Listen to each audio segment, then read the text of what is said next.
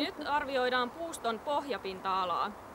Tämän pohjapinta-alan avulla voidaan määritellä, kuinka tiheä puusto on. Sitten kun vielä arvioidaan lisäksi puuston pituus, niin saadaan tieto, että kuinka paljon metsässä on puuta. Ja tämä puuston pohjapinta-ala arvioidaan tällaisen relaskoopin avulla. Tämä relaskoopin varren välinen, tämän hahlon leveyden välinen suhde on sellainen, että jokainen puu, joka lasketaan mukaan koealaan, muodostaa 1 neliömetrin. Ja sitten kun lasketaan ympyrä koealalta puiden pohjapinta-ala, saadaan suoraan tieto, että kuinka monta neliömetriä puuta kasvaa hehtaarilla. Eikä se neliömetriä voidaan ajatella niin, että se on tämä puuston poikkileikkauspinta-ala 1,3 metrin korkeudelta puun tästä tyveltä. Ja nyt katsotaan, miten tätä relaskooppia käytetään ja miten me arvioidaan sitä puuston pohjapinta-alaa. Eli ensin sanon muutamia huomioitavia asioita. Ja tämä relaskoopin pienempi pyörylä laitetaan silmän tasolle.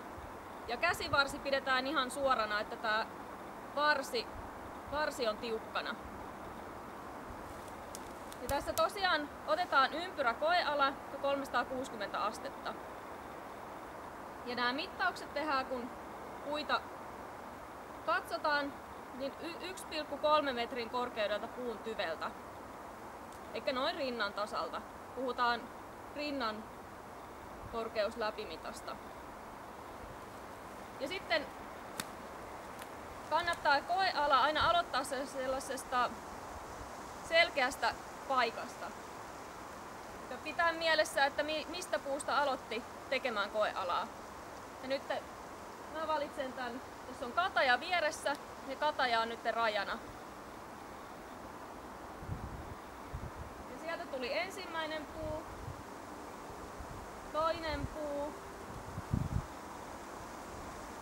Tuolla tuli kauempaa rajapuu, eli niistä lasketaan joka toinen mukaan.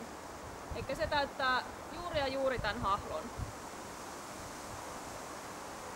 Kolmas puu, eli täyttää hahlon kokonaan.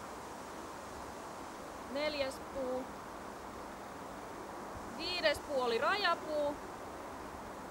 Ja nyt ensimmäistä en laskenut mukaan, lasken tän. Tästä tulee 1. Ja jokaisen puun katson tarkasti, tuleeko se mukaan, eli täyttääkö se tätä relaskoopin hahloa. Ja tosiaan ne puut, jotka ei täytä kokonaan hahloa, niin ne jää koealan ulkopuolelle. Niitä ei lasketa.